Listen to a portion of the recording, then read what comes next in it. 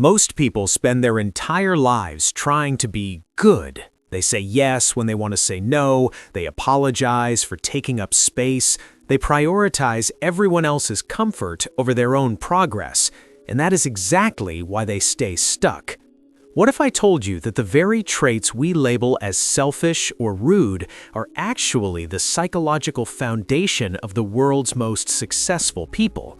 To the average observer, a billionaire's behavior looks cold, but to the elite, it's a survival mechanism.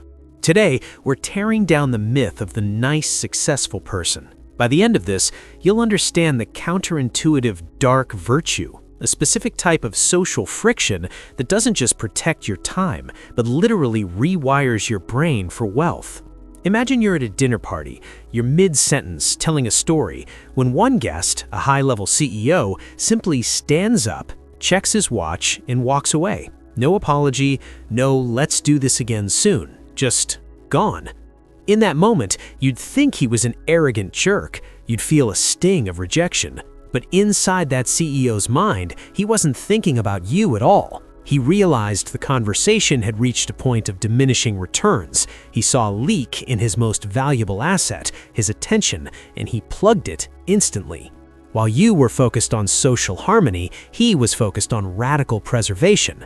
This isn't about being mean, it's about a psychological concept called cognitive resource management.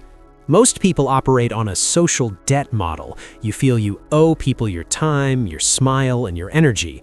Billionaires operate on a high-value target model. They understand a brutal psychological truth. You cannot build a cathedral if you are constantly giving away your bricks to anyone who asks for one. When a high performer ignores a quick text or refuses to hop on a call, it's not because they hate you, it's because they are protecting their flow state.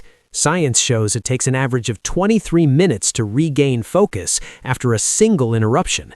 If you let the world interrupt you 5 times a day, you haven't just lost time, you've lost the ability to think deeply.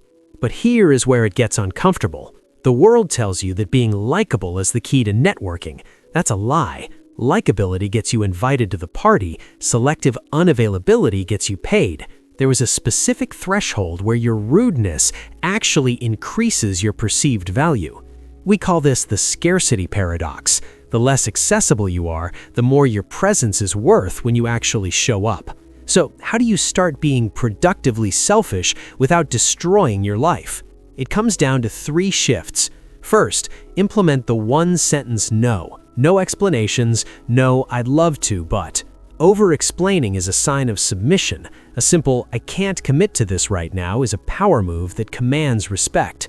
Second, practice social ghosting on minutia. Stop replying to low-stakes questions immediately. Train people to know that your attention is expensive.